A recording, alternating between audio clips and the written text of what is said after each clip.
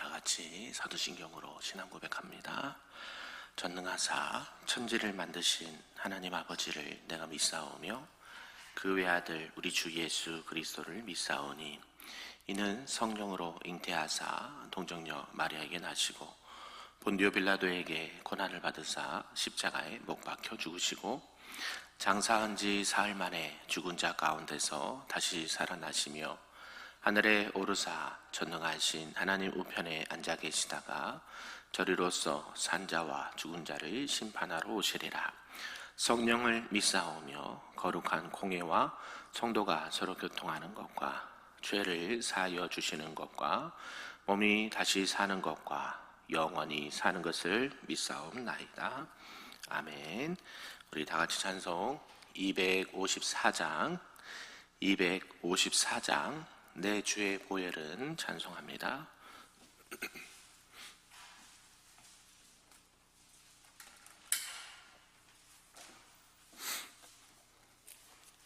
찬양합니다. 내 주의 보혈은 정하고 정하다. 내 죄를 정케 하신 주 날 오라 하신다. 내가 주께로 지금 가오니 십자가의 보혈로 날 씻어 주소서. 약하고 추해도 주께로 나가면 힘 주시고 내 추함을 고치서 주시네. 내가 주께로 지금 가오니 십자가의 보혈로 날 씻어 주소서. 날 오라 하심은 온전한 믿음과 또 사랑함과 평안함 다 주려 함이라. 내가 주께로 지금 가오니 십자가의 보혈로 날 씻어 주소서. 큰 죄인 복받아 살 길을 얻었네. 한없이 넓고 큰 은혜 베풀어 주소서. 내가 주께로 지금 가오니 십자가의 보혈로 날 씻어 주소서. 그 피가 맘속에 큰 증거 됩니다. 내 기도 소리 들으사 다 허락하소서. 내가 주께로 지금 가오니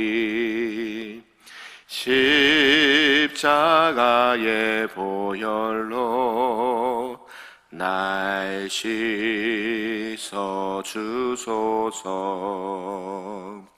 아멘. 오늘 하나님 말씀은 구약 전도서 4장 말씀입니다. 구약 951쪽에 있습니다. 전도서 4장 말씀입니다. 우리 한 절씩 교독합니다. 내가 다시 해 아래에서 행하는 모든 학대를 살펴보았도다. 보라, 학대받는 자들의 눈물이로다. 그들에게 위로자가 없도다. 그들을 학대하는 자들의 손에는 권세가 있으나 그들에게는 위로자가 없도다.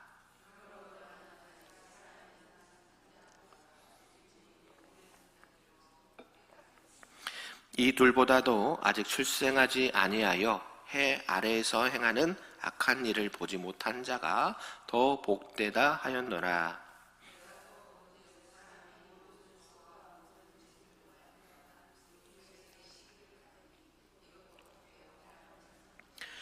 우매자는 팔짱을 끼고 있으면서 자기의 몸만 축내는도다.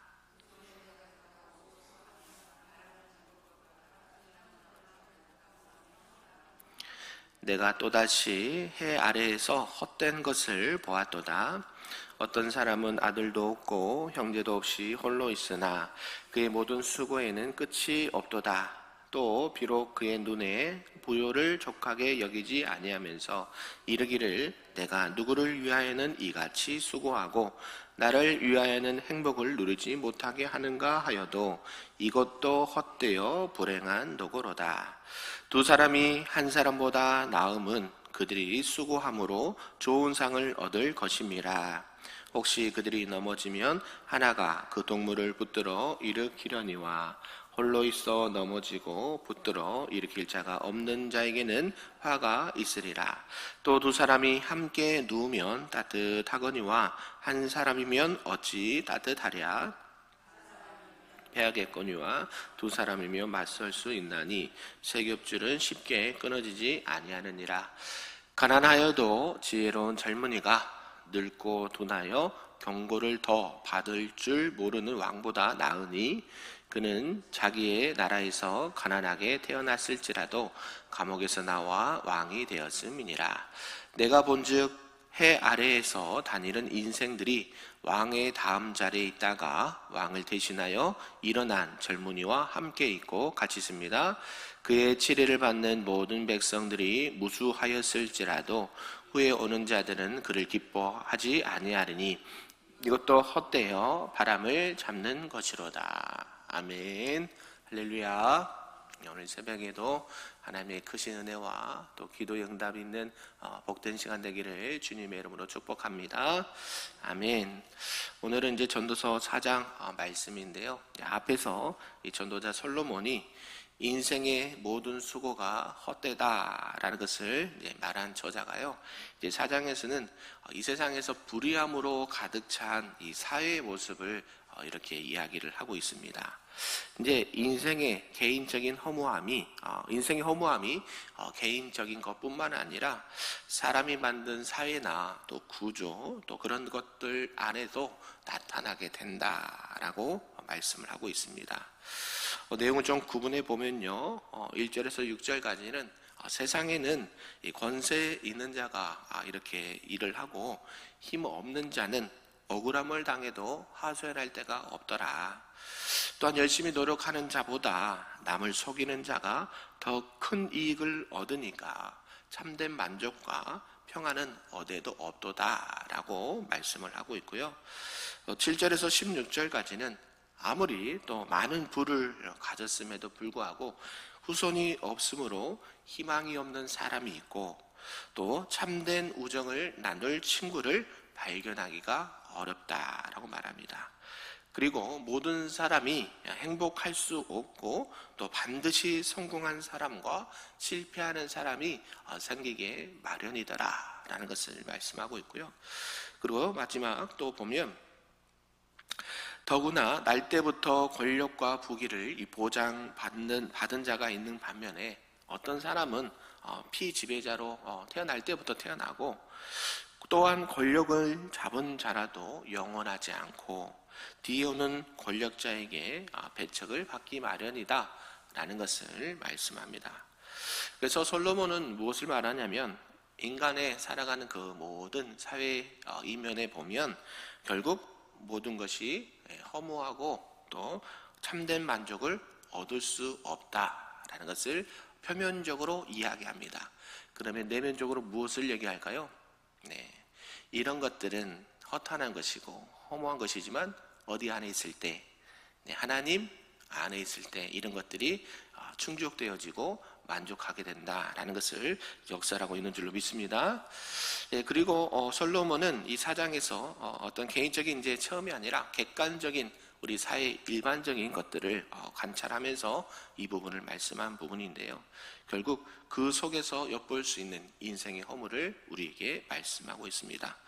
정치가 됐든 경제가 됐든 부가 됐든 권력이 됐든 하나님의 중심이 되지 않을 때는 결국 뭐하더라? 허무하더라 라는 것을 말씀하고 있습니다. 오늘 이런 말씀, 전체의 말씀을 통해서 우리의 주신 말씀 좀 몇 가지로 보겠는데요. 그 첫 번째는 사회를 보니까 사회는 항상 성공을 지향하는 사회이더라 라는 것을 말씀하고 있습니다. 성공을 지향하는 사회 무엇인가 봤더니 권력용에 권력을 잡으려고 하는 사회가 있고, 또 시기심에 빠진 사회가 있고, 정당한 대가를 주지 않는 사회들이 있더라라는 것을 이야기하고 있는데요. 사람은 누구나 인생을 살면서 뭐 하고 싶을까요? 성공하고 싶습니까? 아멘.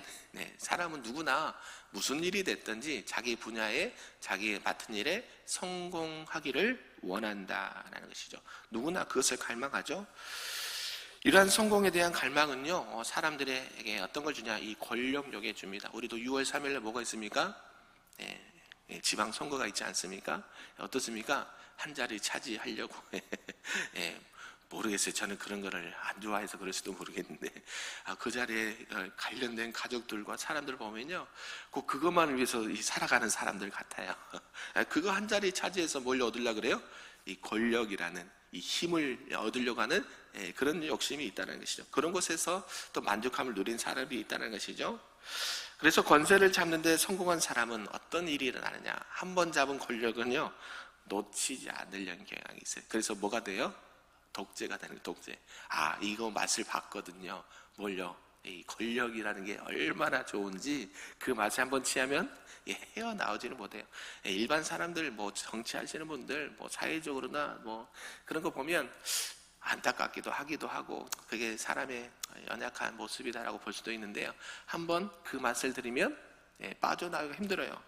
그래서 악에 쉽게 빠지게 된다는 것이죠. 독재를 하게 되면 어떻게 돼요? 결국 악에 빠지게 되고 죄를 범하기 쉽습니다. 그래서 우리는 어디에다 목적을 둬야 되냐? 성공만을 위해서 인생의 목적을 둬서는 안 된다라는 것이죠. 아멘.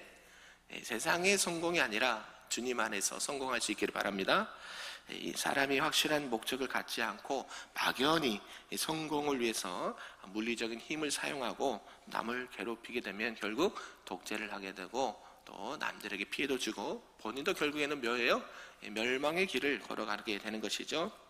그러면서 이 사회는 어떤 사회냐? 성공을 지향하는 사회는 시기심에 빠진 사회가 된다는 것이죠. 성공만을 지향하는 사회는 그 성공을 한 사람뿐만 아니라 또 성공을 하지 못한 사람 그러면 어떻겠느냐? 떨어진 사람은 어떨까요? 시기하게 되죠. 저 사람이 나보다 더 아닌데 저 사람이 뭐 학벌이나 인물이나 배경이나 봐서 나보다 한참 아래인데 그 사람이 딱 되면 어때요? 말은 하진 않지만 속으로요 시기심이 들어갈까요? 안 들어갈까요? 반드시 들어가요. 목회자라고 없을까요? 있더라고요. 저도 보니까 주변에 보면 그런 분들이 있더라고요. 그래서 이기적인 성공이 성공한 사람을 독재라는 교만에 빠뜨린 것처럼 성공하지 못한 사람에게는 뭘 줘요? 사회는 시기심을 주더라. 그러니까 어때요? 사회는 그 한 사람의 수고의 열매를 거두고 누리는 조건에 대해서 기쁜 마음으로 경의를 또 표해야 되죠. 정말 잘한 사람들에게는 어때요? 박수를 쳐주고 또 떨어진 사람에는 어깨에 도닥도닥해주는 더 힘내봐. 다음에 더 잘 될 거야. 이런 게 아름다운 모습이죠. 그래서 성공만을 지향하는 이기적인 사회는요, 성공하는 과정 속에서 필요한 악을 낳기 때문에 서로 간에 불신만을 쌓게 된다는 것이죠. 결국 성공한 사람은 경의의 대상보다는 다른 사람들의 시기의 표적이 되기도 합니다.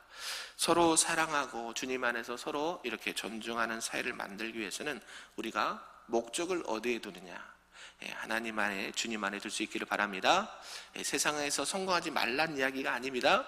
어떤 것이 됐든, 학업이 됐든 정치가 됐든 어떤 분야에 있어서든 하나님 안에서 여러분들이 진정한 성공자가 될 수 있기를 주님의 이름으로 축복합니다. 그리고 성공하는 사이는요, 어떤가 봤더니 이 정당한 대가를 주지 않는다라는 것이죠. 그래서 성공만을 지향하는 사이는 어떤 사람이 정당한 방법을 가지고 성공할지라도 정당한 대가를 그에게 잘 안겨지지 않더라라고 말합니다. 성공한 사람은 수고의 대가로 그 시기의 표적이 되기도 하고, 나태한 사람들에 의해서 그의 능력이 낮게 평가되기도 합니다. 우리 본문의 4절 말씀인데요, 4절을 다시 한번 읽어볼까요? 시작. 내가 또 본즉 사람이 모든 수고와 모든 재주로 말미암아 이웃에게 시기를 받으니 이것도 헛되어 바람을 잡는 것이로다. 아멘. 참 표현이 참 시적이에요. 시가 서사 그러지 모르는데요. 이것도 헛돼서 뭘 잡아요? 바람을 잡는 거. 바람 잡아보셨나요? 저는 바람도 못 잡아봤는데요. 바람을 잡는 것 같도다. 보이지 않아요. 잡히지도 않아요. 전도자는 결국 성공만, 세상의 성공만을 지향하는 길은 결국 무의미하다, 헛되다라는 것을 다시 한번 강조합니다. 그래서 항상 주님 안에서 우리가 어떤 성공을 하든지 주님이 원하시고 기뻐하시는 귀한 성공을 할 수 있기를 주님의 이름으로 축복합니다. 아멘. 두 번째는 이제 사회를 보니까요, 이 재물에 집착하는 사이더라라고 말합니다. 이 재물에 집착하는 사이는요, 탐욕스러운 사이고요, 또 인격이 마비된 사이고 이기적인 사이더라라고 이 전도자가 말합니다. 이 탐욕스러운 사이에서는요, 권력욕에 사로잡힌 사람의 헛됨을 이야기하고 난 이후에요, 이제는 이 재물, 이 물질에 대한 욕심에 노예가 된 사람은 허무하더라라는 것을 말씀하고 있죠.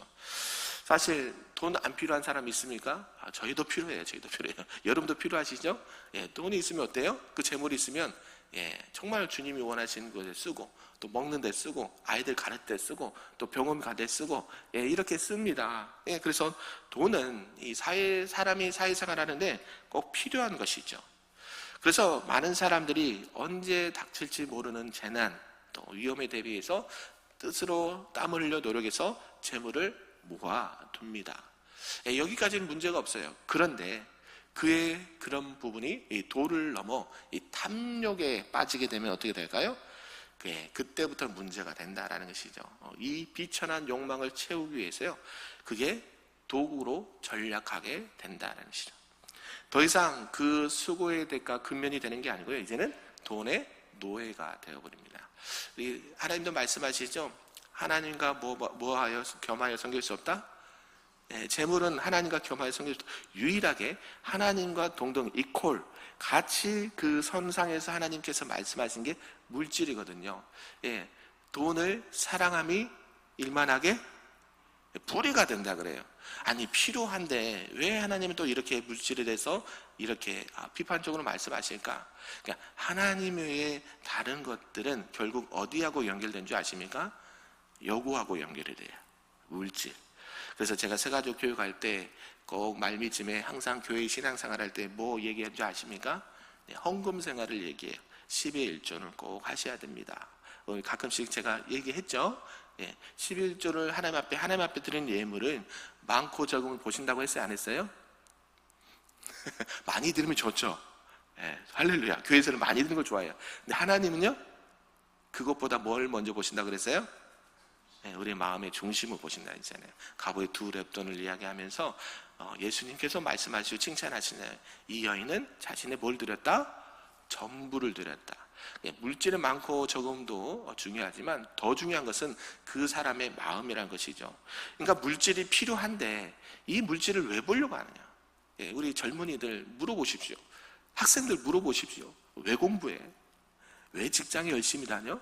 그럼 물어보면 뭐예요? 예고하고 연결되죠. 더 많이 벌어서, 요새 한참 SK 땡땡이 한참 대우를 받는다 그래요. 예, 지금 반도체가 뭐 해가지고 거기 일하시는 분들에게 막 이렇게 준다 그래요. 그러니까 거기에 사람들이 더 가려고 해요. 그게 인간의 마음이에요. 예, 뭘 따라가요? 더 주는 대로 가거든요. 예, 그래서 어때요? 그게 좋은데 그게 이제 목적과 목표가 되면 다른 문제가 된다는 것이죠. 그래서 S그룹은 이제 지금 뭐 해달라고 해요? 돈 더 달라고? 이거 하고 있잖아요. 더 주세요. 우리도 더 주세요. 예, 사회가 어떻게 됐든 회사가 어떻게 되든 그런 거는 둘째 치고요. 나에게 더 달라, 더 달라. 그때가 되면 어떻게 돼요? 문제가 생기는 거, 문제가.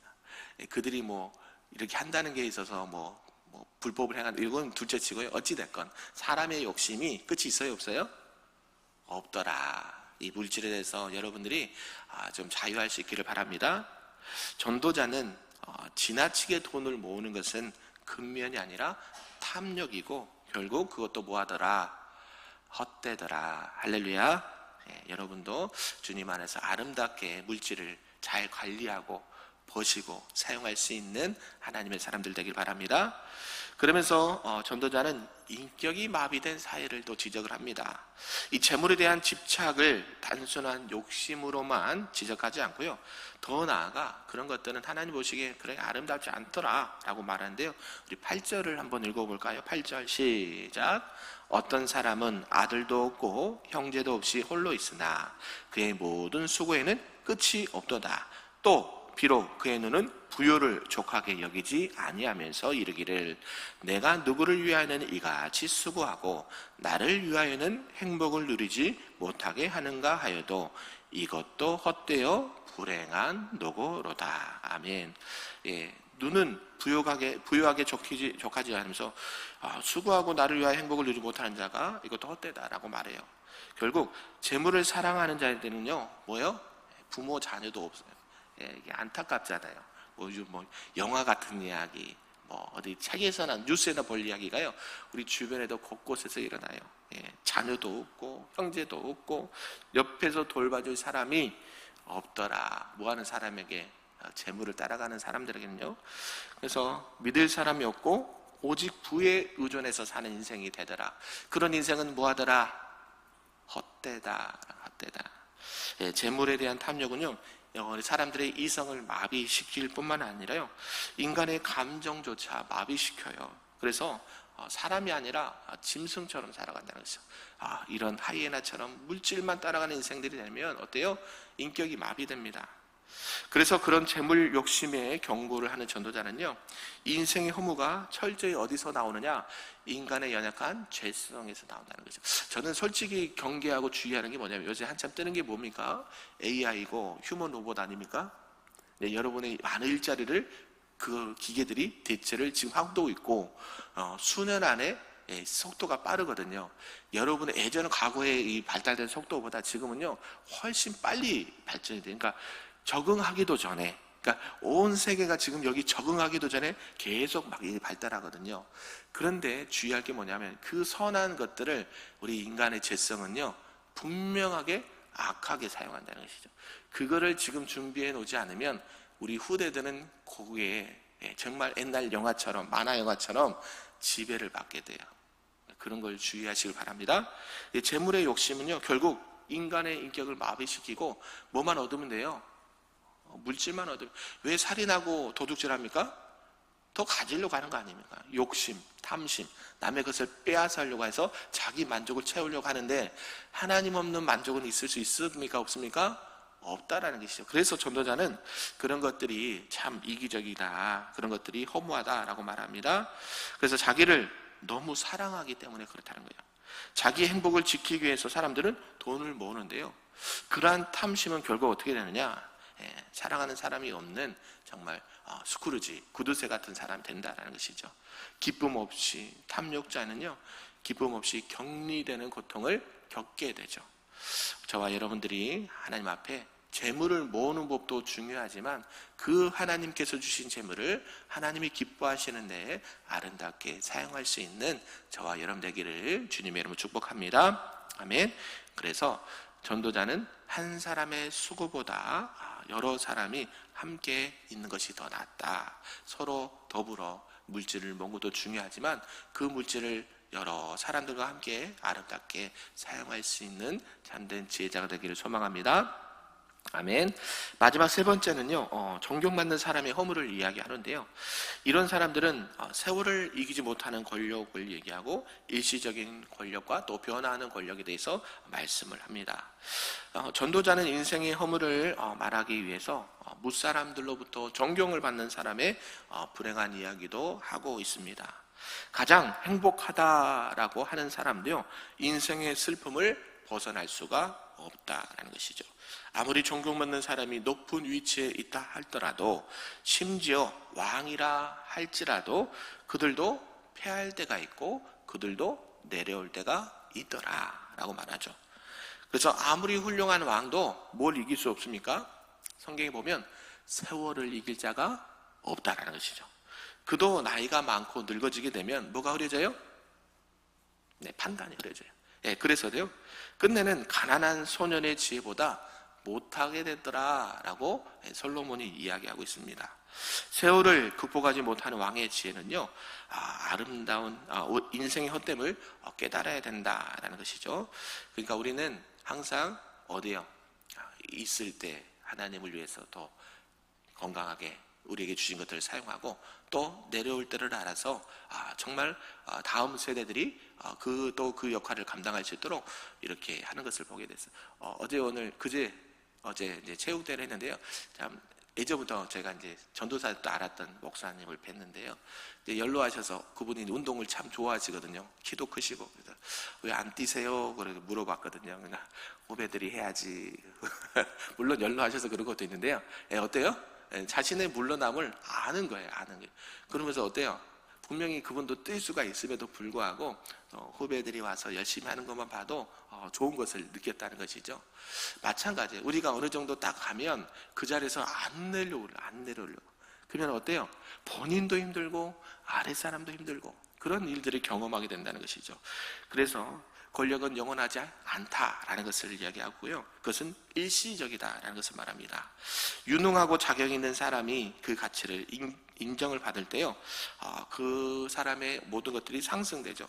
그래서 전도자는 가난한 소년이 늙은 왕을 대신해서 이 권좌에 오를 수도 있다라고 말하는데요. 우리 13절과 14절 한번 읽어볼까요? 시작.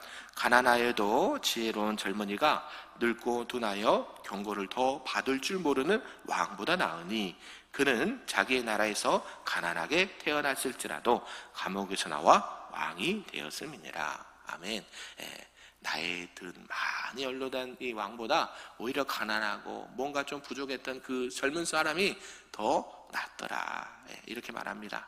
그래서 변화는 사람들이 참 그런 것을 보게 되는데요.